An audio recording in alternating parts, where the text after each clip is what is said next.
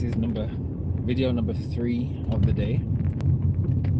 I wasn't really expecting to do another one, but the topic has come to my mind, and what I want to talk about is communication.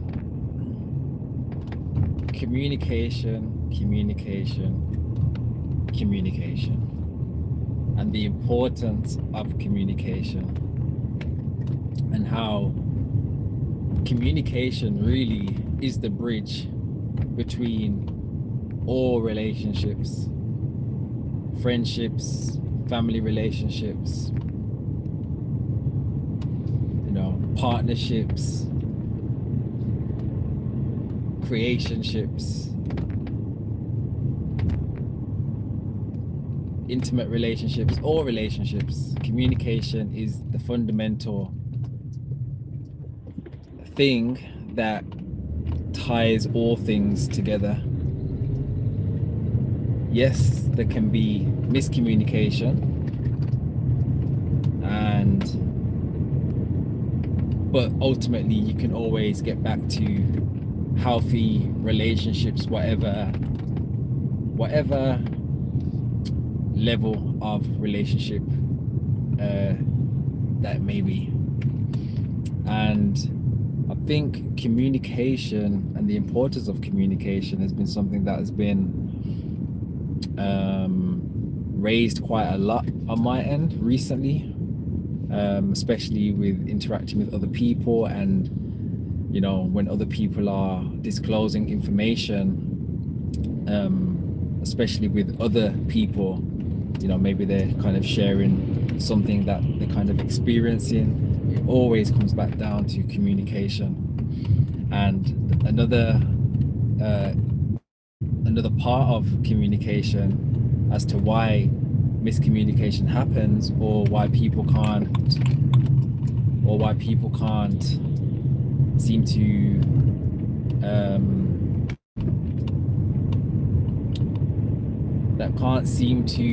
bridge that gap and make things okay, is always to do with the pride and the ego. And often you may hear people say, you've got to have the pride, you've got to have the ego, because this is what drives this, or this is what drives that. And I can tell you, I've definitely sat in spaces, definitely many years ago, where the pride and the ego was definitely at the forefront of my conversations and communication. But being in a place now where it's not a ruling factor at all, or if it is, it's at a level where it's so far on the opposite end to what it was before. But I can actually say for myself, most of my interactions with people definitely doesn't come from a place of heightened pride and ego, because I'm trying to protect something, or there's a fear there, or whatever it may be. So I think when you can really come to a place of just dropping the pride and dropping the ego, and trying to prove yourself, or trying to people please, and all these sorts of things, you really can have healthier conversations, healthier relationships, healthier everything, because you're not at fear. There's no fear. Fear isn't the ruler of your existence or of your communications. You're not trying to protect yourself from whatever you may have experienced, whether it's from childhood, whether it's from your adulthood, from any of your experiences in life that may have shaped you in a particular way. So communication is really the key. And you can have peaceful relationships, you can have peaceful interactions, you can have peaceful everything, and you don't necessarily need to be in a place of peace to have these calm, peaceful interactions with people. You can be respected, you can be respectable in communication. If you feel maybe something that someone said has made you feel a particular way, maybe they've triggered something that you've experienced before, you can take a break from conversations, and you can come back to the conversation again. And something that I've learned is that, you know, from my experiences of death, I always used to say, like, and I know this has probably been throughout, you know, any sort of relationship, whether it's through family, friends, you know, partnership, whatever it may be. But I used to come from a point of, you know, having those experiences of death, and like never knowing like when you're able to have that conversation again. So let's just like hash it out now. Let's just fix the thing right here, right now. But you know, I'm at a place of peace where I'm able to, you know, I'm okay with not having immediate responses or having to fix a particular thing at that immediate time, because I'm actually okay with whatever state, as long as I know I'm okay and I'm in this state of being, and I know that, you know, I've done what I tried to do to create a better partnership or relationship with somebody. If I've done everything I believe I've done on my end, I don't really have any sort of a regret. And I guess coming back to the point of, you know, when people have passed away, I just kind of wanted to fix a thing at a particular time. You know, I think at those times maybe there would have been some level of a regret, but now I'm in a place where, you know, I'm okay with being okay with whatever's going on or whatever's happening, because, you know, as long as I know that I've done what I can do on my end, it's not for me to, I can't control the whole situation, so I can only control it from my end. And you know, when you're able to be in a place of like not really being ruled or swayed by these external things or external people, you know, but you're still being able to be in a state of being and being in a state of presence and being in a space of, you know, calm, clarity, purity, like, yeah, there's not much you can do in like building that relationship with somebody else. And I think as well for me, because I do a lot of fasting, a lot of cleansing, over the time I've been able to come such more of a clearer channel. You know, I genuinely believe that the cleaner you are, the clearer you are. So because I've become much more of a clearer channel, I'm able to see things in a different way. So I'm able to even tap into how that person is like possibly existing, or even their state of being, or their mindset, or just like I really can decipher, dissect a lot of things, and I can always have compassion. Sometimes, don't get me wrong, I may feel defensive in a situation depending on where I'm at that particular stage, because, you know, we are all human. But for the most part, I genuinely do believe that, you know, I'm able to see things from other people's perspectives, which is something I never always did. And only through this journey of cleansing, I've been able to do that more so. So, you know, if you have a falling out with someone, are you able to be the one that drops the pride and ego and be like, hey, are you willing to have a conversation? If that person declines, maybe they feel hard done by, or, you know, can't believe he said this, can't believe he said that. But, you know, they're holding on, you're holding on to something. And, you know, whether they want to mend that relationship or not, you know, that's not on you, that's on them. Because either way, whether they do or whether they don't, they're going to be holding on to that thing. So you have to get to a place of being at peace when peace may not be the thing on the table. You've got to come to a place of having, so like, you just got to come to that place of center. You've got to come to that place of not being so ruled by the external things so much. You know, yes, there are all these elements that are going on around us, but ultimately you can't change the people you're around, but you can change the people you're around. You can't change the people you're around, but you can change the people you're around. So you can't change the people that you're necessarily around. So like in terms of, you know, whether it's friends or whatever it may be, you can't necessarily change them, because they've got to change within themselves. But if that's not serving you and your highest purpose and your highest good, then you can change the friends that you have. Like, you can do that. And when you start to raise your frequency, maybe you have friends or people that you're around, growing up, and maybe you've always, gone out, whether it's clubbing, partying, maybe, consuming alcohol and all these things. When you raise your frequency and then you decide that you don't want to no longer be poisoning your body, essentially, often, maybe every week, what will tend to happen is those people that you've surrounded yourself with, that you was always going out with, they will then start to continue perhaps doing what they're doing, but they no longer want to be associated with you, not because you're you, but because you are no longer partaking in the detrimental things anymore. And actually, when they might be used to going out partying when everybody's drinking, where if you go out, you're kind of mirroring back to them. They might feel a particular way.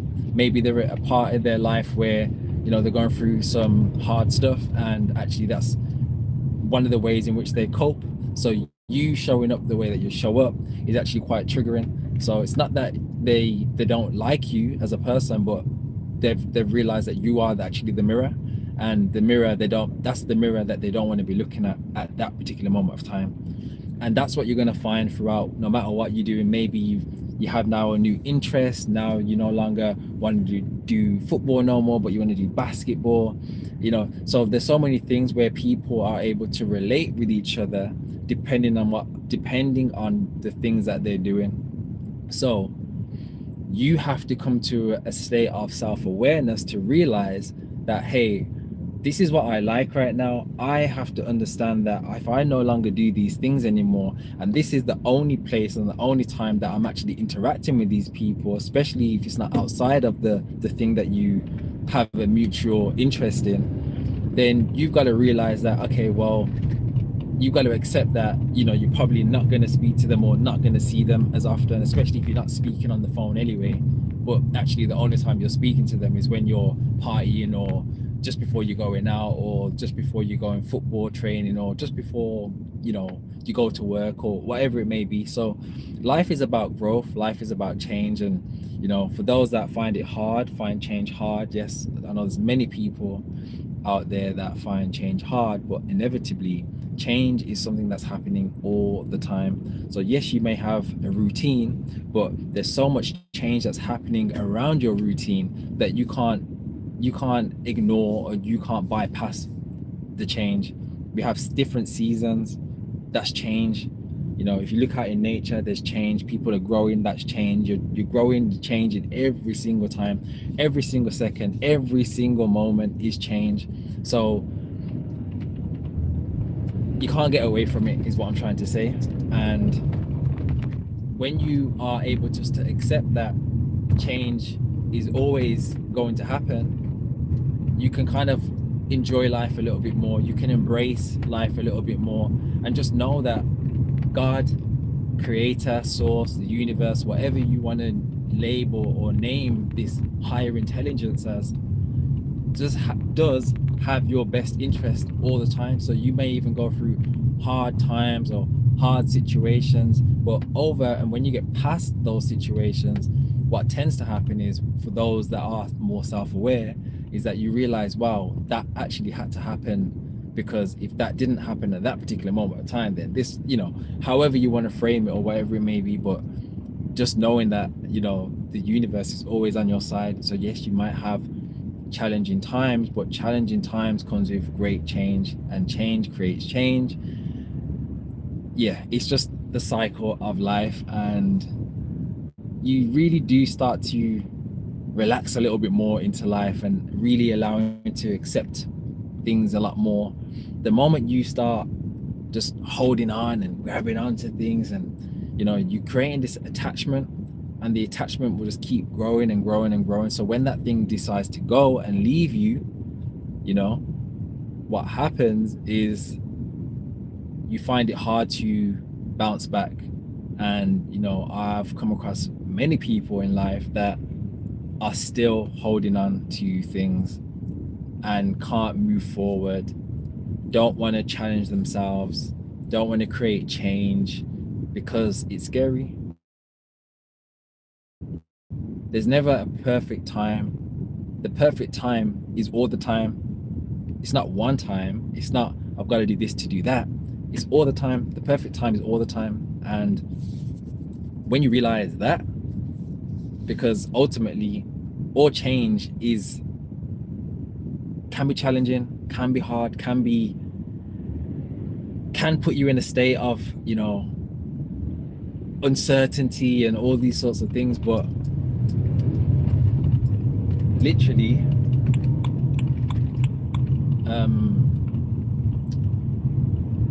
what was I saying? Yeah, so basically you've just gotta accept it and move forward is what I'm trying to say, because there's never a perfect time to do anything. It's not a perfect time, it's always perfect, because when you create change, it's causing a ripple.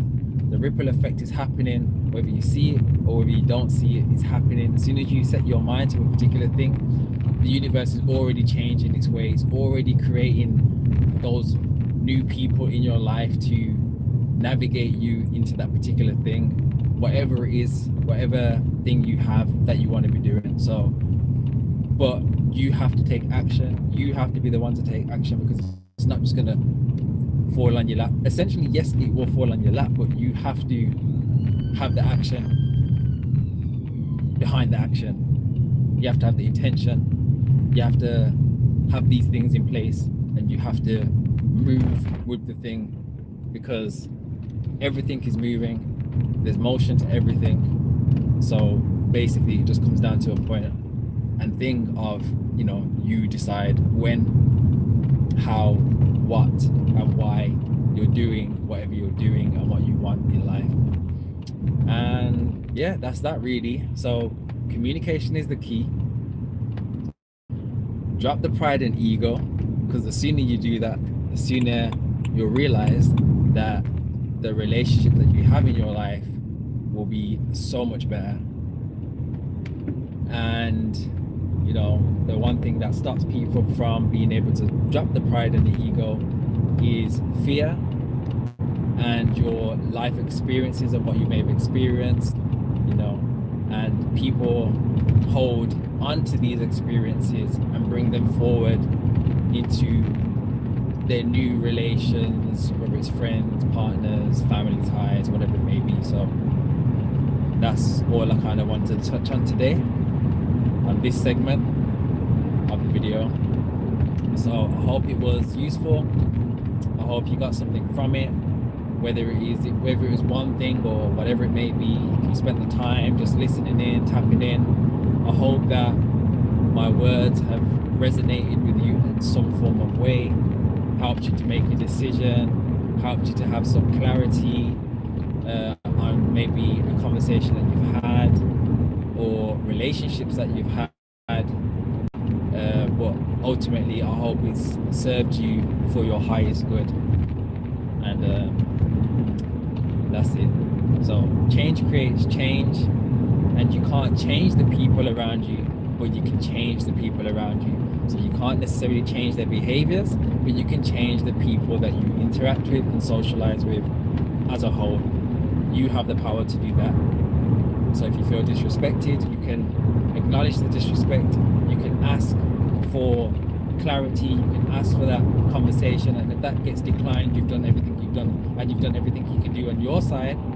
It's no longer for you to dive deep into and for you to kind of push a particular thing. You just have to let be on a particular thing. And that's all I'm going to say on that.